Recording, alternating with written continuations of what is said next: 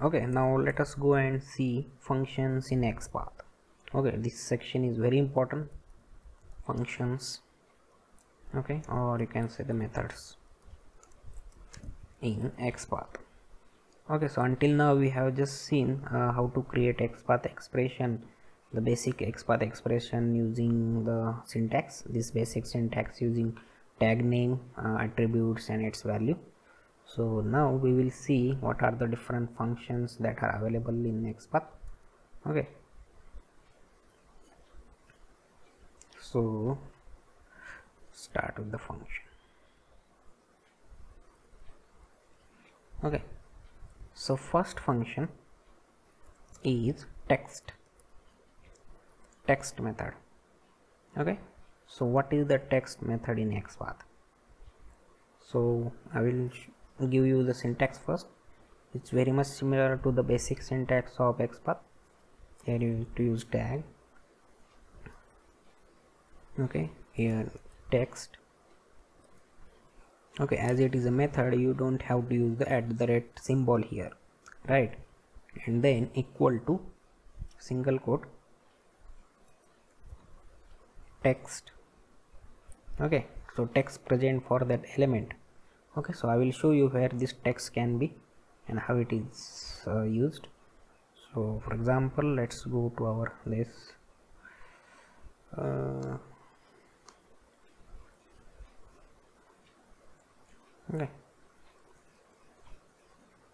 okay, so you can see here this email or phone. Okay, you can see that on UI we can see email or phone number. This text is representing here. So here you can see that there is no ID or class or name attributes for this label available, right? So one way you can use this for. Okay, and another way is you can make a use of this text directly. Okay, so you can tell that give me an element having this text. Okay, so how you can do that? Let's say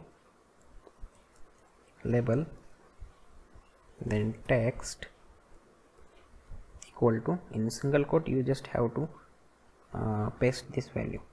Okay, so can take from here as well. Okay, so as you can see here, it has identified that uniquely 1 of 1. Okay, so just use the value, okay, whatever text present in this, so you can easily identify this is the starting tag, okay, and this is the ending tag. So if it is having some text in between these two, so that text value you can directly use and you can create your XPath expression. Okay, so just copy this, we have created that, right? Label text equal to, okay, very simple. Just for example like this. Okay, so this method comes very handy when the element do not have any attribute from ID, name or class. Okay, or for example this for is also not present. Okay, so in that case you have to go with this method only. Okay, that time text will be present. Okay, and sometimes attribute values keep changing. Okay, at the runtime it keep on changing, so that time also you can make a use of this method. Okay, so let's go and see next method. This is the first. Second, it's pretty similar, contains. Okay, so what does this contains method show you? First we will see the syntax. Tag contains, okay, it is a method, so view bracket, and inside bracket you can use attributes. So for example @ attribute Okay, here you don't have to use equal sign, right? We are using inside the bracket, and the syntax is little bit different. So here you need to give the comma, and here in single quote you have to give the attributes value. A small difference is there in between these two. Only here we are using in the basic syntax of xpath we are using @attribute is equal to attributes value. Okay, here you are using the comma. So let us see, for example, so the same, if we can use using the same syntax. Okay, so here only we will create our xpath, and then we will use Control F, and let us see if it is correct or not. So if I want to change this into this use this contains. Okay,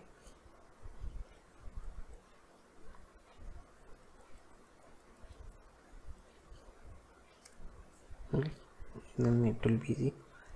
Bracket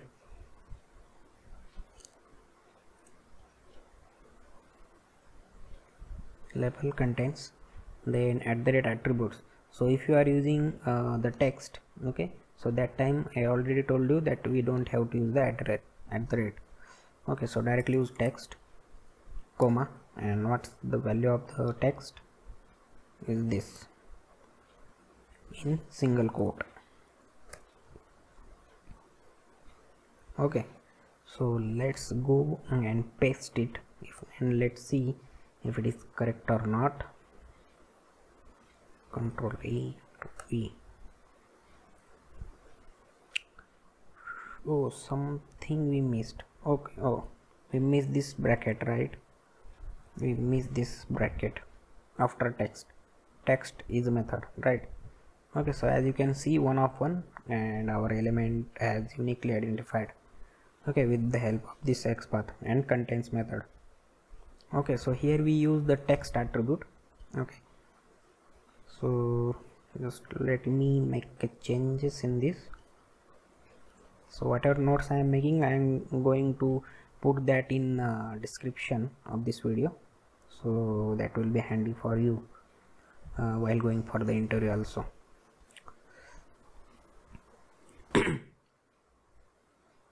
Okay, so if you observe that for contains and with this text we have used the complete value of the attribute value. Okay, so but main method, main use of contains method is you can even provide a partial value of the attributes value, and in that case also our driver will able to look at the web element. Okay, so here we use the complete value of the text. So let us send some partial value. Okay,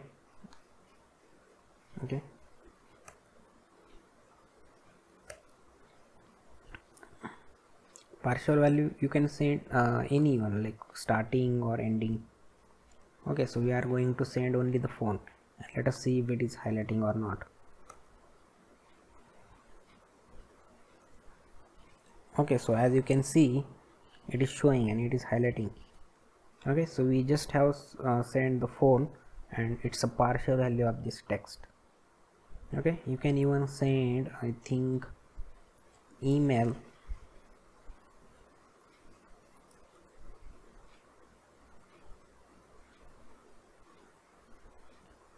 Okay, so what's the value? It's complete. Okay, okay, capital E. Okay, it is a case sensitive. Okay, always remember the xpath expression is a case sensitive. Okay, so it is highlighting.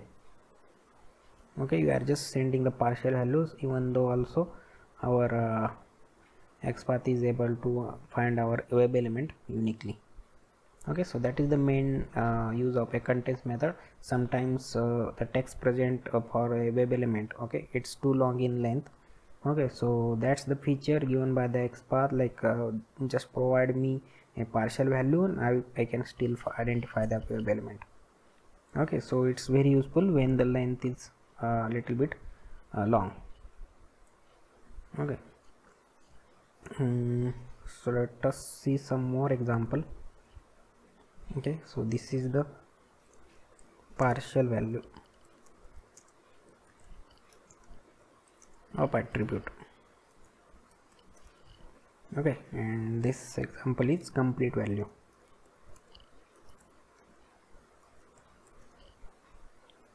Okay, so let us use some attribute like id. Rather than text, we should use, let's see if we can. Okay, so let us identify this with the help of contents method. Okay, so we will pass the value of this class.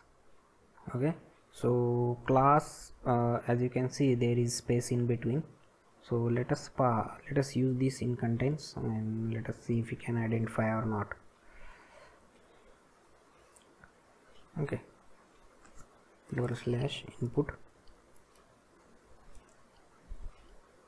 contains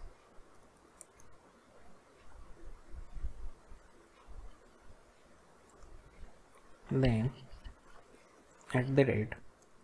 @class comma in a single quote you have to provide value. Okay, just remove, let me remove this double quote.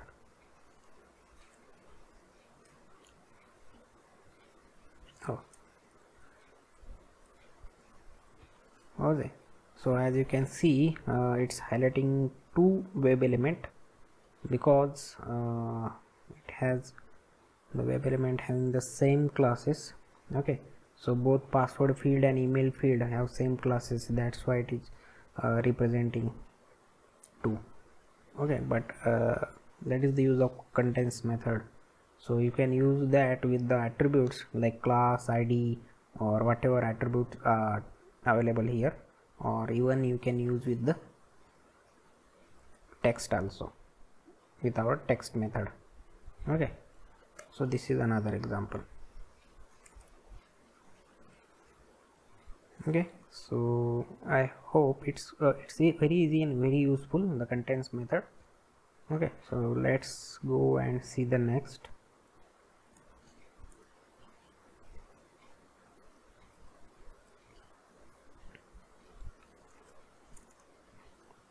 Okay, so third is similar to the contents, its name is starts with. Okay,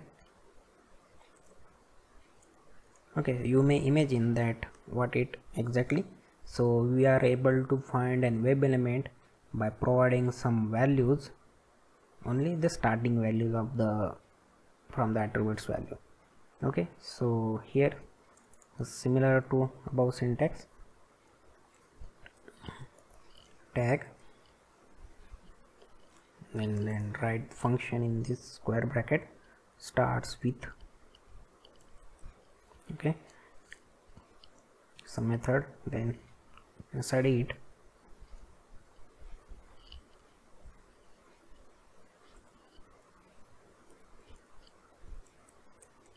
attribute comma attributes value means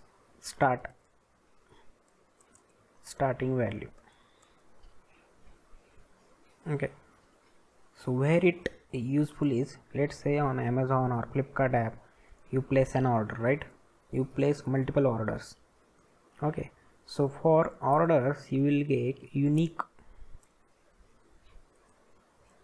order ID, right? Okay, so this order ID will be generated at runtime and that will be dynamic. Okay, say for example for first order you get order ID like this, order then slash order number. Okay, something like that. Okay, for next order you will you get order this, something like that. Okay, so as you can see the order ID, this order and slash is same in each and every order. Okay, so if you want to identify such web element, okay, having some dynamically changing part, Okay, so you can use make a use of this starts with function. Okay, and you will be able to identify that web element uniquely. Okay, so handle this scenario. Let us see practically. Okay, for the same contains method we can use start with function. Okay, starts with. Okay, so as you can see it is highlighting, but we have provided it complete value, so you just have to provide some value from which it is starting. Okay, so we are not providing any complete value here, we are just providing start with input. Okay, so is it working or not working? Starts with @class input text. Okay, we have to provide, okay, that is the word, right? Input text. Something, okay, we missed the single quote, right? Okay, so even if you provide the I, that is it's representing some multiple web element, so you can just have to provide the starting value. So let's say input. Okay, input text, then login. Okay, so for example, for this, how you can use it with the label and let's say email. Our attribute is for and its value is email. Okay, capital E.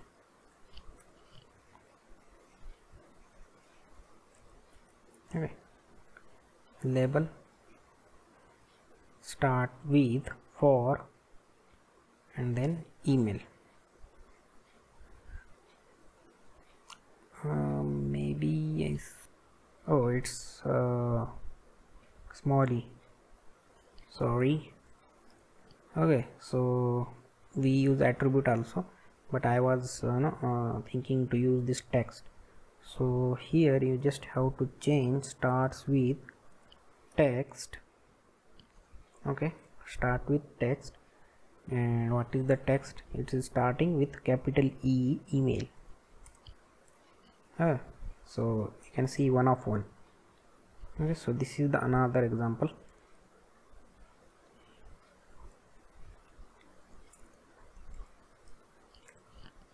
Okay, start with the text. You can use the attribute also.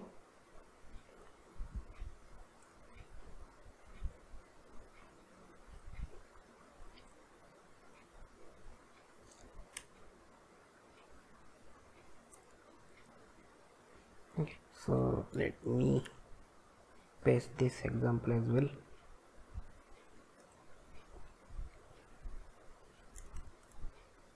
Okay, so only difference in between this contains and starts with is for contains you can provide any value. You can provide this or you can provide this ending phone also, but for start with you need to provide the starting value only.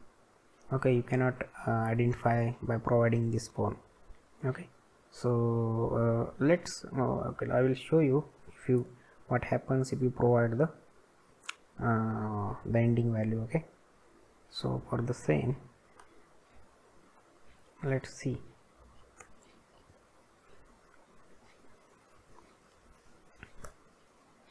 Okay, so if you provide, for example, if you provide phone, okay, so it's 0 because it's not able to identify that web element using this because you are using starts with, so you need to provide only the starting value. It's the ending value and it is not applicable for this starts with function. Okay, so keep in mind, always provide the starting value of the attribute. Okay, starting value. Okay, so next.